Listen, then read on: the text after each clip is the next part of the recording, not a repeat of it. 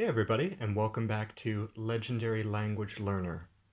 I'm Matthew Boyle, and in today's video I'm going to give you a brief introduction on how to play the card game Heading into Language Land. This is my latest language learning card game, and to learn more about it you can visit languagecardgames.com or legendarylanguagelearner.com, and you can subscribe to receive a notification when this game is released. So this is a language learning card game. It's actually a card-based board game. You're going to see in a minute we're going to use these cards to build the board that we will play on, and we can use this game to sort of enrich and practice and build and review any language that we want with our friends. So first, how do we get started and what do we need to play? Well, obviously you're going to need this deck of cards when it's available, when it's released. And then we're also going to need a dice to roll for chance, and some dice to keep track of points would be helpful. And then also some little markers or tokens or meeples, something to mark your position on the board. And if you don't have those things, you could use a dice roller app, you could use scrap piece of paper and pencil to keep track of points, or any small object around your home could be the markers for your positions on the board. So the very first step in the game is that players need to choose the character that they want to be in the game. So to keep things simple, I will just choose the word wizard today. It could be a good idea to choose a character whose categories you think you can speak about pretty well. Each card has different categories on it that you're going to have to speak about during the course of the game. So as I said, I'll just choose the word wizard. And then once everyone has chosen, maybe I'll give you, for example, Kurgak. Okay, let's imagine that you're sitting over there. And after everyone has their character, what you can do is give everybody 3 points to start with. And in this game, I call the points langevity points. We can also call it LP. And in the standard set of rules, the first person to reach 10 points wins. So that's what you're trying to do. You're trying to accumulate points through various means. Next, what we're going to do is shuffle these cards and shuffle the remaining cards and then build the board that we're going to play on. And how big that board is and how exactly it looks, that's going to be up to you.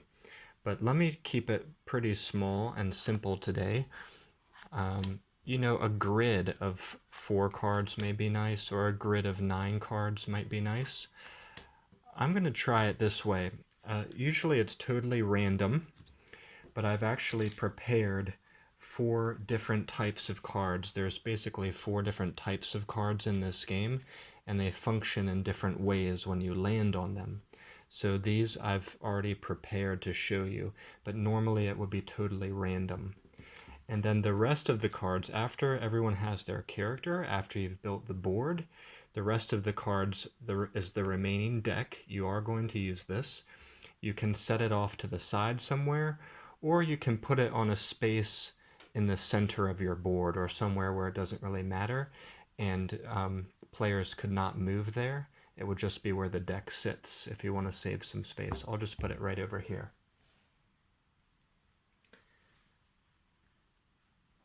Okay, so we have our characters chosen. We set our langevity points to 3. We start with 3 points, and we've built our board.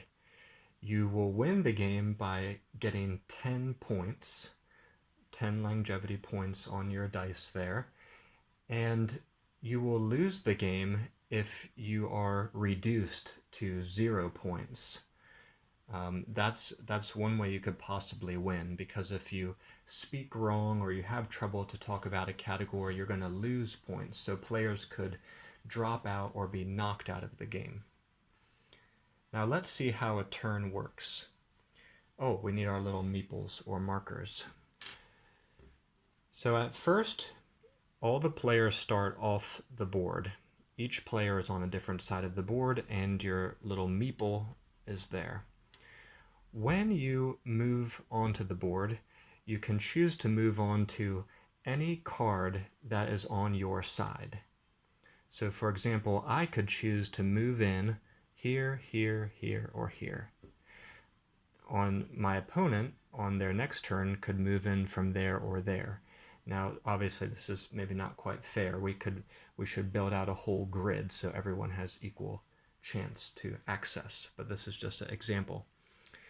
Now, as I already said, these are 4 different types of cards, so I'm going to show you what would happen if I land on each one. Let's say I chose to move here. The first thing that I would do is flip over this card, and that shows to all the players I intend to move to here. Now, what card do I flip over? It's a friendly character. How do I know it's friendly to me? Well, the names of our cards have the same color. The word wizard name is written in white, and Naomi is written in white. So that's how I know that they are friendly characters to each other. If they were opposite colors, then we would know it's an enemy.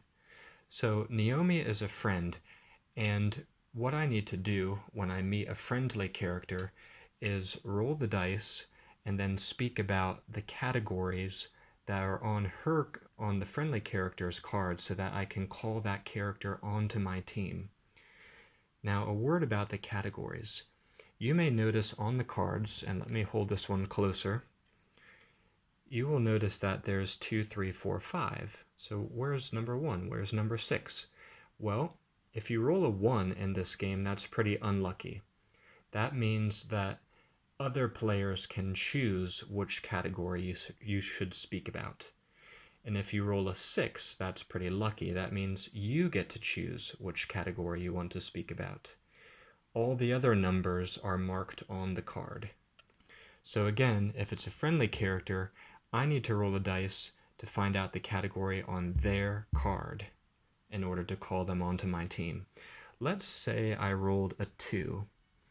The 2 category is emotion. So I need to give an example of an emotion in the language that I want to be studying, my target language, whatever that is. It could even be your native language if you want to work on that, perhaps with children or students. It doesn't matter. So I could say angry or happy or sad in my target language. And if no other player challenges me, and if I'm not proven wrong, then I get to take this card onto my team. What happens next is I replace that card, I replace that empty spot on the board with a new card from the deck. So the board will constantly be kept in its same shape. It will constantly be refilling itself. And then I can move my meeple to there because I have moved to there. And also because I succeeded, my points go up to 4, like so.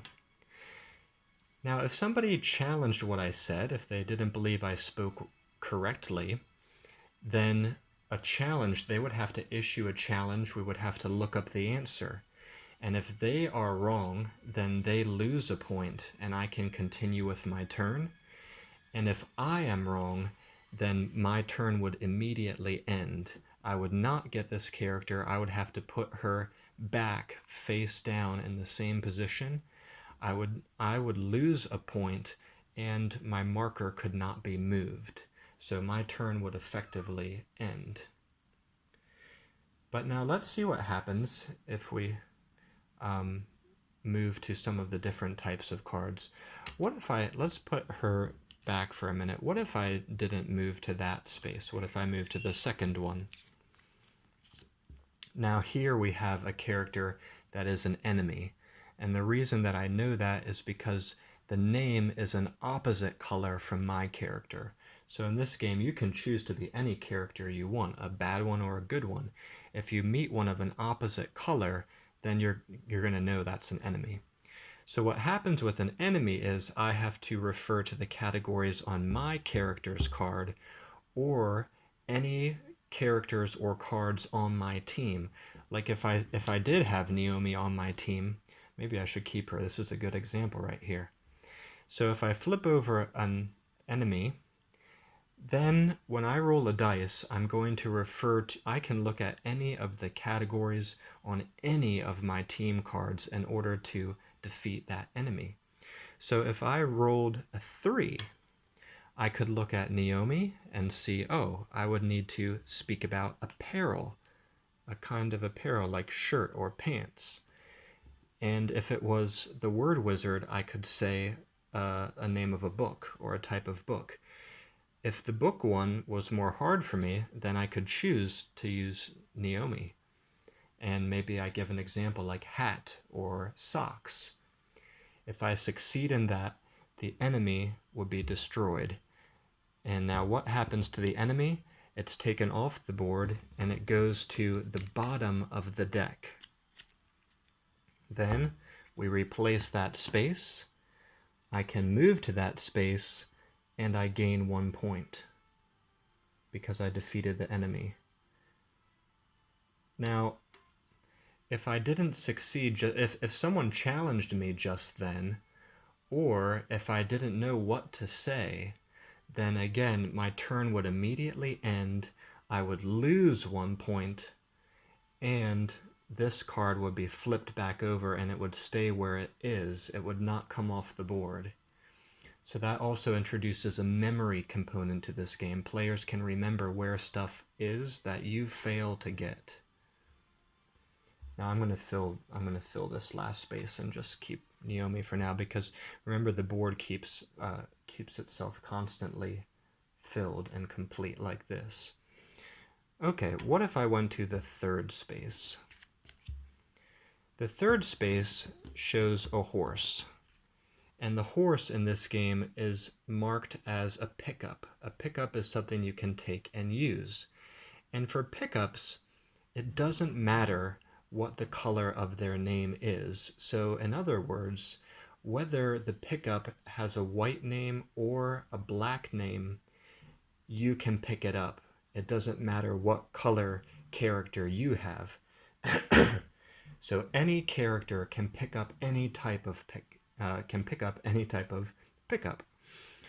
So, but to pick up the pickups, you have to roll a dice and speak about the categories on the pickup card. Now remember, if you roll a 1, that means the other player, perhaps the next player in line, gets to choose what you must speak about, so they can try to trip you up.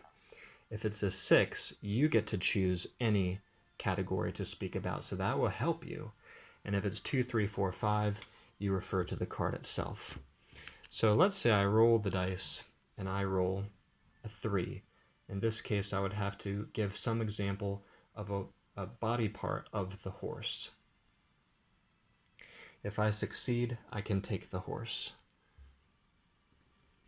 And the horse would join my team, replace the card, move my meeple to there, and my points go up 1. Now you might be wondering, what's the benefit of having a pickup or any certain character?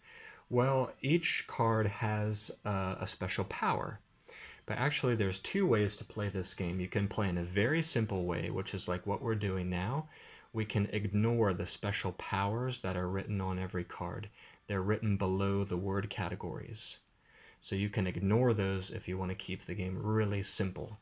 If you want to add complexity, you can use these powers during your turn, and they'll have different effects upon the game. I think I won't get into that in this video here today. Let's look at the fourth card. Let's imagine that I wanted to move on to there. Or let's imagine that I was already here, and now I want to move to there. Okay, first I have to show where I want to move, so I flip over the card. Now here we have the last type of card, and this is a location. It says location under the name. So locations function a little bit differently. Whenever you flip over a location, it will always stay there on the board face up. Players might want to move to different locations for different reasons. So when I flip over the location, I have to roll a dice, speak about a category on this card, and if I succeed, then I get to move into the location, and of course, I gain a point. And there's different types of special powers and rules on these cards. So when you move into a location, you can read that and it will possibly give you some advantage.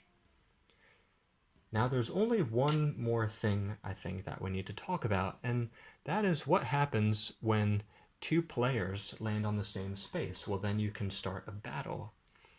So let's imagine that I'm here and the other player is here, and they're looking pretty weak. They only have 3 points and 1 character.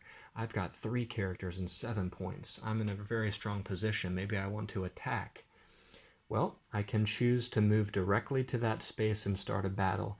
Nothing's going to happen with the cards under here. If you want to move onto a space where a player already is, you can do that directly. And then to start the battle, both players are going to roll a dice, look at their team of characters and pickups, and choose something to speak about. So if I rolled a 2, I could look at all of the cards on my team to choose from and find which 2 I like best to talk about.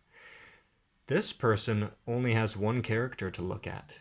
So if they roll, for example, a 5, that could be pretty tough for them. They have no other cards to look at except this. And, the categories on these cards generally go from easy to more difficult, 2, 3, 4, 5. So if you have less people on your team, it's a bit constraining. It will be more difficult for you. Now, we both speak a word from our team's categories. If we both succeed to do that, then we're going to have a roll-off to decide the winner. But if one of us succeeds to do that and the other does not succeed to do that, well, then we know who the winner is.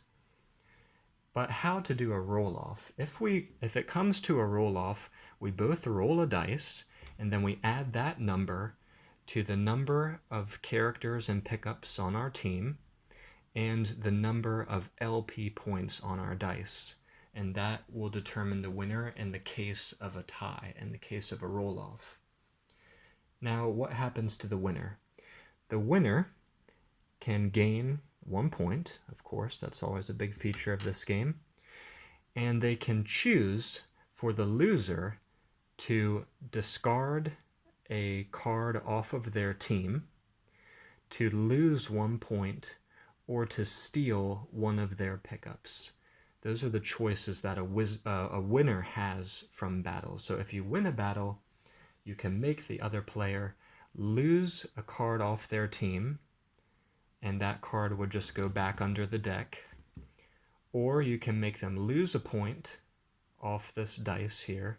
Getting them closer to 0 would mean they lose the game and they're knocked out of the game. Or you can steal a pickup they have, like the horse or the sword. Finally, the losers of the battles get knocked off the board. Now I can't remember which color the loser would be, but anyways, the loser would be knocked off the board back to their side, and they can re-enter on their next turn. So the play proceeds like this. You can play this game by yourself, or 2, 3, 4, 5, 6 players.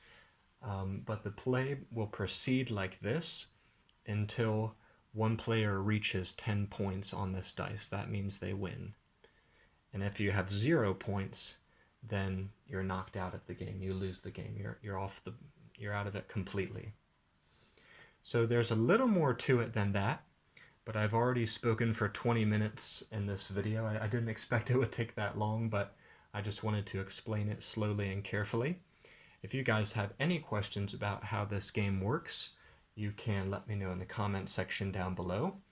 And remember that you can head over to languagecardgames.com or legendarylanguagelearner.com to learn more about this game and to subscribe.